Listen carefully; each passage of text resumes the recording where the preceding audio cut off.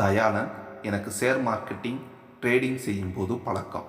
சமீப காலமாய் அவரை பார்க்க முடிவதில்லை.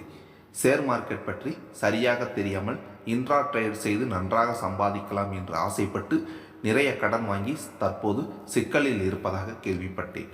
நான் எப்போதாவது தான் ட்ரேட் செய்வேன். மார்க்கெட் வீக்காக இருந்தால் அந்த பக்கமே போக மாட்டேன். அதனால் கொஞ்சம் சேஃபாக இருக்கிறேன். நான் அப்படி இருப்பது தயாளனுக்கு ரொம்ப பிடிக்கும்.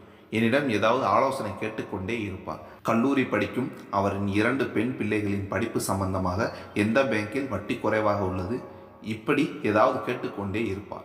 நீண்ட நாட்களுக்கு பிறகு இன்று ஃபோன் செய்தார். உங்களை பார்க்க வேண்டும், முக்கியமான விஷயம் பேசணும் என்றார். சரி என்று அவரை உடனே வரச் சொன்னேன். ஆள் ரொம்பவே தளர்ந்திருந்தார். பார்த்து ரொம்ப நாள் ஆச்சு, எப்படி இருக்கீங்க என்றேன்.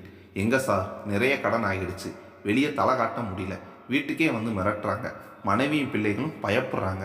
நான் இந்த இக்கட்டான சூழ்நிலை இருந்து மீற நீங்கள் தான் சார் எப்படியாவது ஒரு நல்ல ஐடியா சொல்லணும் என்றார். பதட்டப்படாதீங்க தயாளன், முதல்ல உட்காருங்க. உங்களுடைய முழு பயோ டேட்டா தெரிஞ்சாதானே என்னால் உதவ முடியும். சொல்லுங்கள் சார்.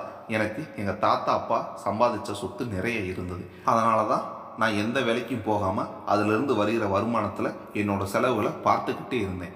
ஒரு கட்டத்தில் வருமானம் எல்லாம் குறைஞ்சு ஒவ்வொரு சொத்தாக விற்று தான் என்னோடய பொண்ணுங்களோட படிப்பு, வாங்கின கடனுக்கு வட்டி, மற்ற செலவுகள் எல்லாம் பார்த்துக்கிட்டு இருந்தேன். இப்போ நாங்கள் குடியிருக்கிற பூர்வீக வீடு மட்டும்தான் இருக்குது. என் பிள்ளைகளுக்கு கல்யாணம் பண்ணணும், என்ன செய்யலாம் என்றார். வேறு வழி இல்லை தாயாளன், அந்த வீட்டை விற்று தான் உங்கள் கடனை அடைக்கணும். அது எப்படி சார்? எங்கள் அப்பா எங்கள் தாத்தா வாழ்ந்த வீடு, பூர்வீக வீடு சார். அதை விற்றா எங்கள் கௌரவம் என்னாகிறது? இவ்வளவு நாளாக அவங்க சொத்தை விற்று தானே வாழ்ந்தீங்க, அப்பெல்லாம் கௌரவம் பார்க்கலையா? நீங்கள் ஏதாவது வேலைக்கு போய் உழைத்து சம்பாரித்து இருந்தீங்கன்னா உங்கள் பூர்வீக சொத்தை காப்பாற்றி இருக்கலாம். பரவாயில்லை, இப்போவும் உங்களை உங்கள் பூர்வீக சொத்து தான் காப்பாற்ற போகுது. எப்படி சார்? நீங்கள் உங்கள் வீட்டை விற்று உங்கள் கடனையும் அடைச்சிட்டு உங்கள் பொண்ணு கல்யாணத்தையும் முடித்து மீதி பணத்தில் அவுட்டரில் ஒரு வீடு வாங்கிக்கலாம். நீங்களும் ஏதாவது தொழில் ஆரம்பிக்கலாம். உங்கள் வீடு இருக்கிற இடம் அப்படி நிச்சயம் நல்ல விலைக்கு போகும். உங்களை காப்பாற்றுறதுக்கு தான் இந்த பூர்வீக வீட்டை உங்கள் தாத்தா கட்டினதா நினச்சிக்கோங்க.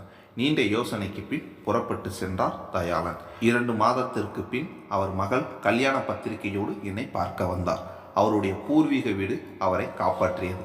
அவர் உழைப்பதற்கும் பிள்ளையார் சொல்லி போட்டி இருக்கு.